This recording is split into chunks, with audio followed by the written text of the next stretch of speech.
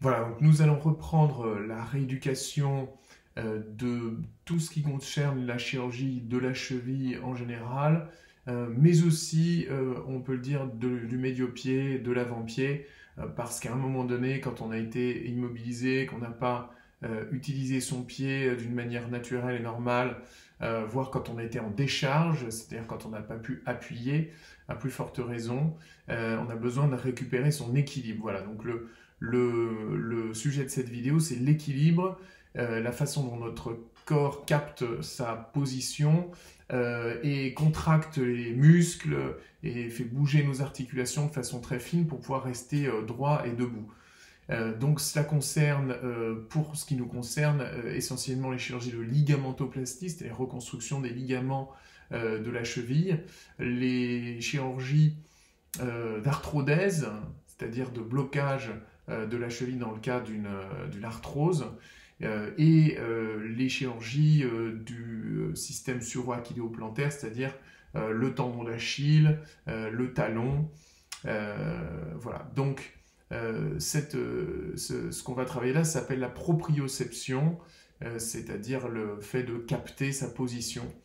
Voilà, donc le but, ça va être, comme d'habitude, dans ce qu'on a énoncé comme étant les grands principes de la rééducation, c'est qu'il faut mettre le corps dans une situation de déséquilibre pour lui réapprendre, pour l'entraîner à récupérer son équilibre. Donc au début, c'est des petits déséquilibres, et puis ensuite, des déséquilibres plus importants. Je vais vous montrer comment on fait ça. Donc la première phase, c'est ce qu'on appelle la kiné salle de bain, c'est-à-dire que pendant qu'on se brosse les dents, on va, en maintenant une main sur le support, donc le lavabo, on va pouvoir soulever un pied, donc celui qui n'est pas opéré, et tout en créant des mouvements qui vont forcément nous déséquilibrer un petit peu en se brossant les dents, on va tout simplement se brosser les dents sur un seul pied pendant les 2 ou 3 minutes que dure votre brossage de dents.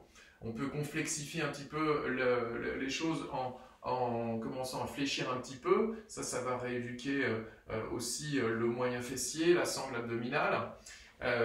Donc notez bien ma main ici qui montre toujours ce repère du lavabo. Bien sûr, pour pouvoir arriver à faire ça, il faut d'abord avoir fait les exercices qu'on a énoncés dans la reprise de la marche et la mise en charge du pied, puisque si on ne peut pas tenir encore sur un seul pied, donc le pied opéré, on ne peut pas faire cela. Donc ça, c'est la première chose.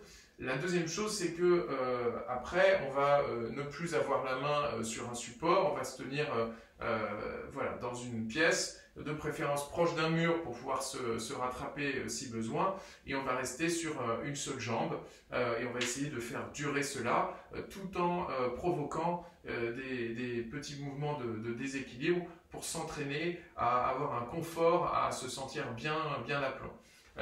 Bien sûr, dans tous les cas, on n'oubliera pas de rééduquer aussi l'autre jambe, même si elle n'a pas été opérée, parce que malgré tout, elle était moins active pendant les semaines d'immobilisation. Ensuite, on va pouvoir complexifier un petit peu les choses, soit en utilisant un support plus instable, comme par exemple un oreiller qu'on va mettre par terre, et on va pouvoir faire le même équilibre, le même exercice sur ce support moins stable.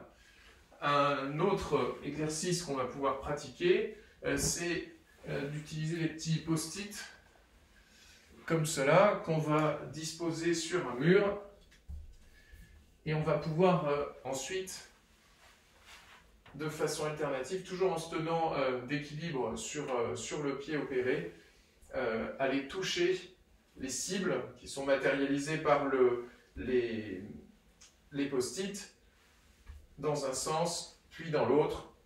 Voilà, c'est pas facile, c'est le stade du dessus.